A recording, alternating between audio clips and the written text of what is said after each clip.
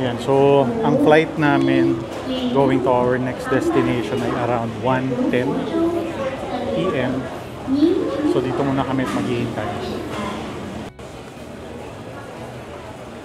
Ang next country na pupuntahan namin, at ito first time ko dito, no? Ang Vientiane ay ang capital city ng bansang Laos. So doon kami pupunta ngayon. At layover lang namin itong naging Thailand. So punta kami ng Laos. First time ko sa Laos, excited ako. Pupuntahan na namin ang bansang Laos. Or tinatawag din ng ibang tao na Laos, no? But Lao daw siya, Lao.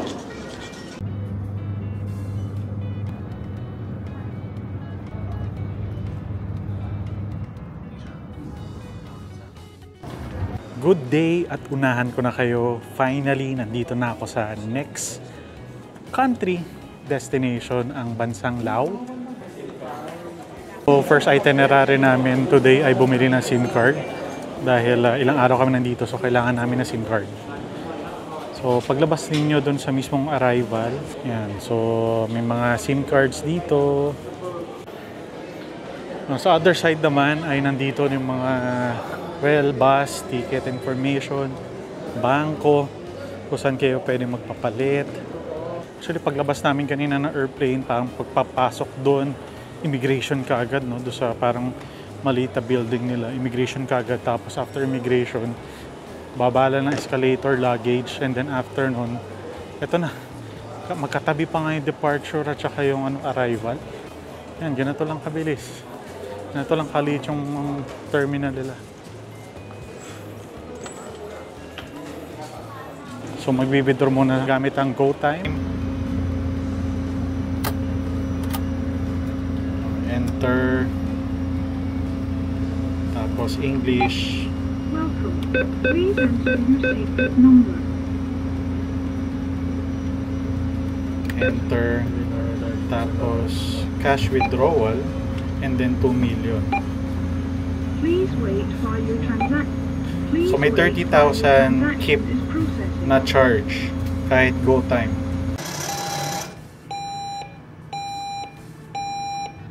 Ayan, so nakapag-withdraw na kami doon sa ATM. Next naman ay yung SIM card. Dito kami sa may Unitel. Dito kami bumili ng SIM card. Ang binili namin ay ito, yung 8 days, 15 gig. So nakakuha kami ng taxi. Sinabi niya ay 50,000 keep kada isa kami. So total of 150. Nadaling kami doon sa hotel namin, yung Vientiane Memory Hotel.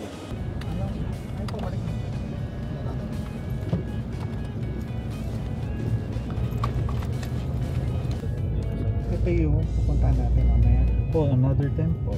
Ito yung pupuntahan natin. Patusyay? Misai. What Misai? What Misai? Temple Misai.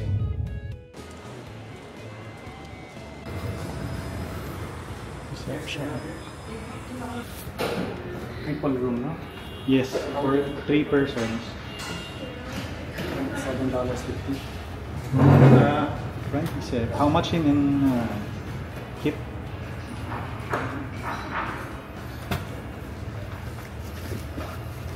Pay at the hotel. Kasi na ano lang siya ng credit. 600. Pay at the hotel talaga. 600.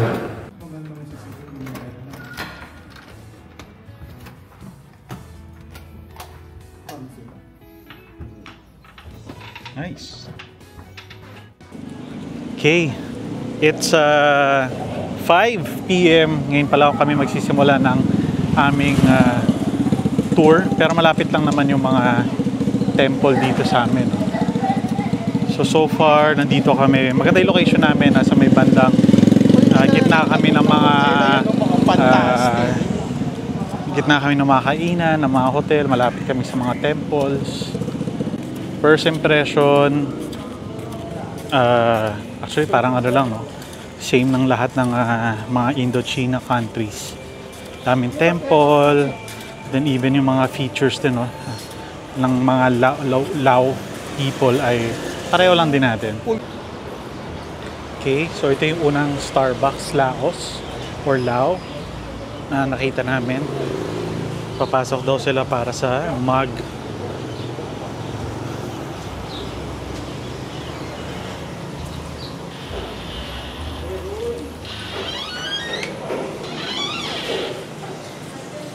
Yan, yung mga mugs na ganito, naglalaro sa 1,000 plus.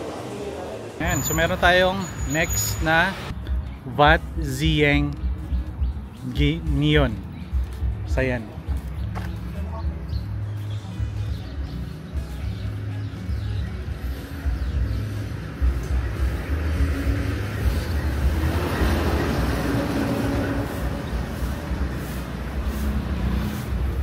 So may mga monk.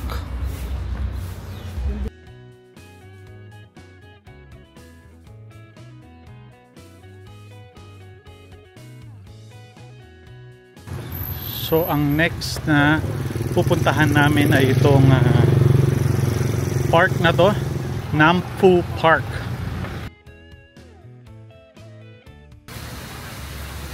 আমরা যে যখন প্লেনে তো ওঠে তখন ওটা আবার দেখছি না ফেসবুকে দিছে দেখছি like Naglalakad pa rin kami ngayon dito sa may Vientiane at nakita namin ang Presidential Palace. Ito yan.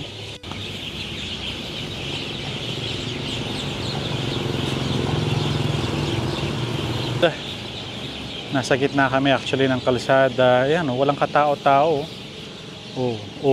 Sige, walang katao-tao dito. Okay, next sa aming itinerary ang Sisaket or Wat Sisaket. Malapit lang, no? Nilalakad lang namin lahat.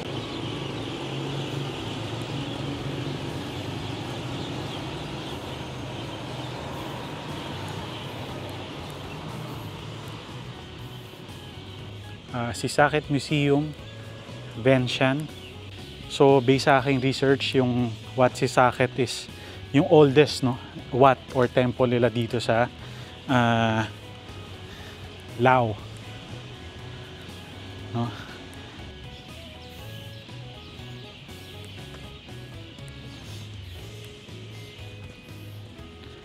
Ayan, so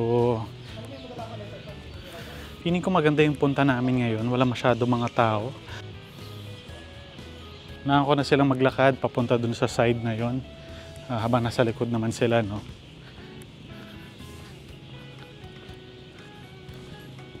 So halos lahat ng mga Indochina countries talaga. Marami talaga mga temples. Ito maganda dito. Feeling ko yun mismo yung Wat Sisaket. Mukhang old eh. Ayan. Mga old.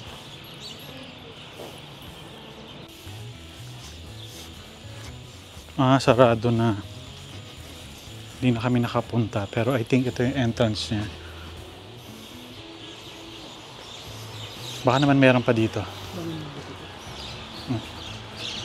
Kami ngayon finding an open door dito sa Wat Sisaket. Pero mukhang sarado na, no? Or baka ito. No. Dito, ito talaga yung mismong sarado.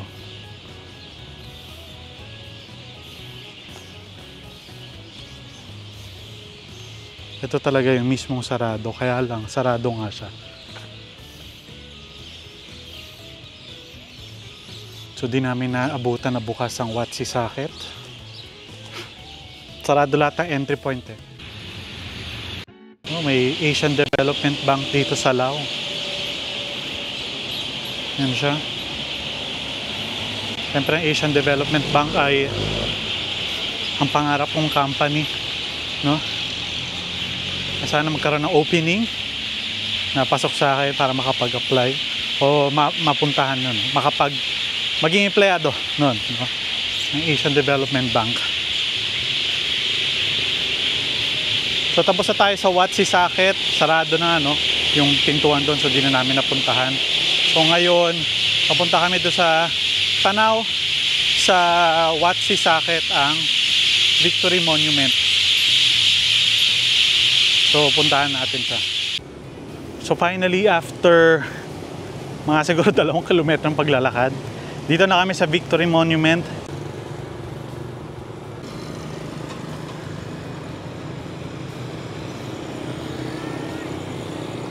So a brief history lang about dito sa Victory Museum based on my research. So it was established around 1960s. No? Usually it represents yung pagkapanalo nila. Siyempre, nung panahon ng digmaan, nung nasakop sila ng bansang France. So ito yung naging simbolo nun para i-commemorate ang kanilang pagkapanalo. Very similar siya dun sa Paris, no? Sa Paris na Arc de Triomphe. Again, correct nyo na lang ako tama pagkakabigkas ko, no?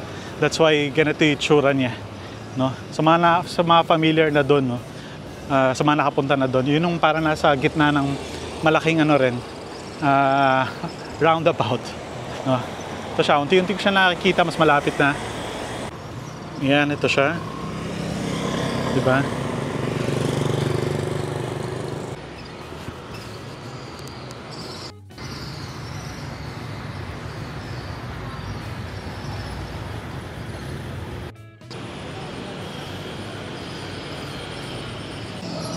Isa muna matindihang selfie habang ako lang ang nasa ilalim nitong Victory Monument.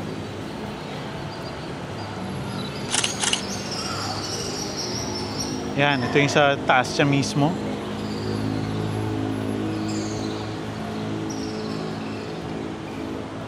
Okay, sakto ako lang yung tao dito ngayon. Pwede sana tumaas dito sa Victory Monument. Yung mga viewing deck sa taas to, kaya lang dahil sa gabi na nga, so hindi na kami makataas. Meron din parang dancing fountain. Yan, so makikita ninyo, ayan o. Kaya marami rin mga families na nandito, tumatambay. Kasi nga may dancing fountain. Bukod nga dito sa Victory Monument, tapos may dancing fountain.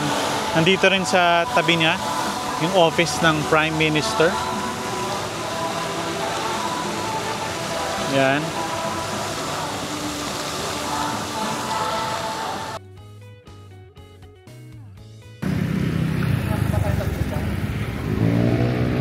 Night market.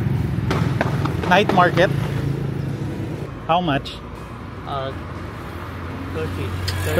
30,000 each, all of us together? All together, okay. 30. Nasa loob kami ng isang tuk-tuk or similar, no? Doon sa Thailand. Papunta kami dun sa next destination namin, ang night market. So umiikot lang tayo kasi dun nga sa likod kanina, no, yung pinanggalingan namin. So that's why dadaanan ulit itong Victory Monument.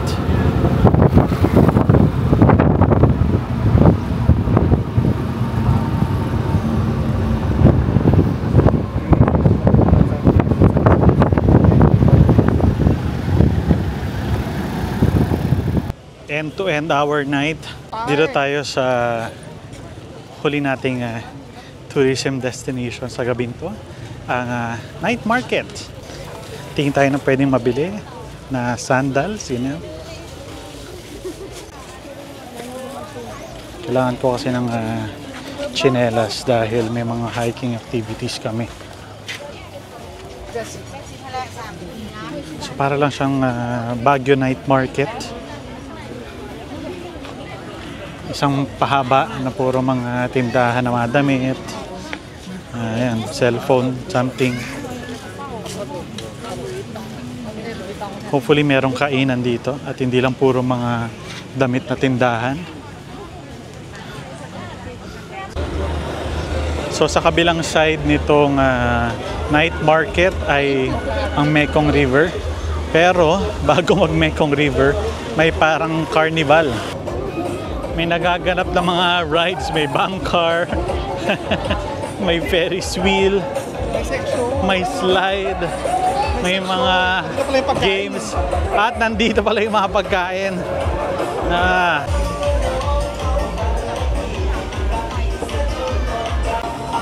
Puro iyo-iyo.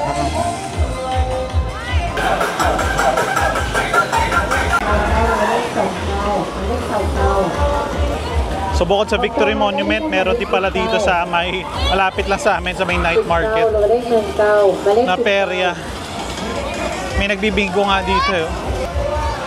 Check ko kung may pwedeng makain dito.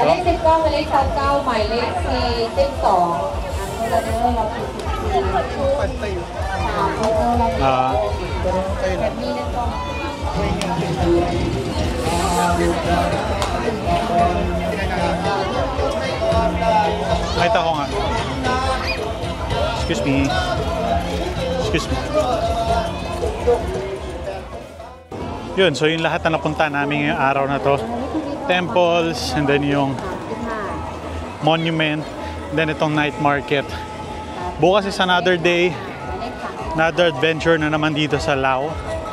Marami tayong pupuntahan din bukas sa another city, no, or area or province, kung ano man ang tawag doon, ang gagawin natin bukas. Sa ngayon, uwi na kami ng hotel or kakain muna kami somewhere, dinner. Pero kailangan ko na tapusin to. Bye-bye!